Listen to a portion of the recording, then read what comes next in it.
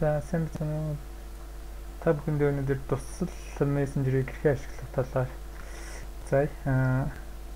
эхлээд бол nebo.com гэдэг ямар ч програм ашигладаггүй шууд вебээр мессенжерт холбогдож болдог байгаа.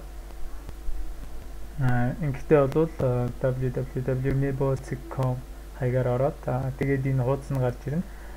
Хуудсан дээр та монгол хэлийг мөн сонгож хэрэглэх боломжтой байж байгаа. Ингээд монгол хэлээ сонгоод төрхүүлээгээд тэгээд монгол хэл дээр вебсайт маань хэрэглэх боломжтой байгаа.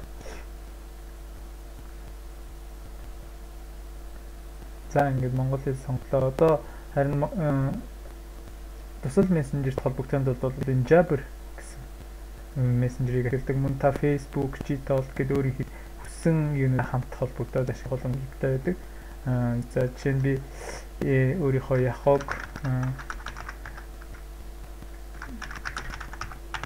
Yahoo мессенжерийг өөрийнхөө тусал мессенжертэй хамт нээж харуул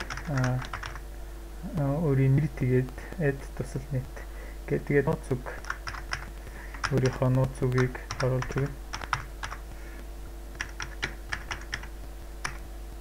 За тэгээд төрхүүлээ.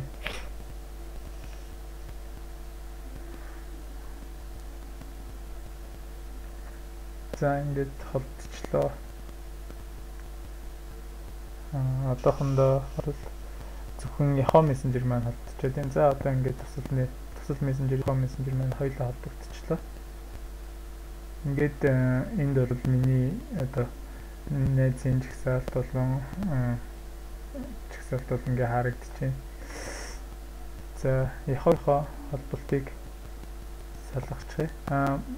Тэгээд тусал мессенжер дээр бол жишээ нь Gmail-ийн хэрэглэгчдийг холбож мөн тусал netийнхаа хэрэглэгчдийг бол нэмж холбож ашиглаж болдог байж байгаа.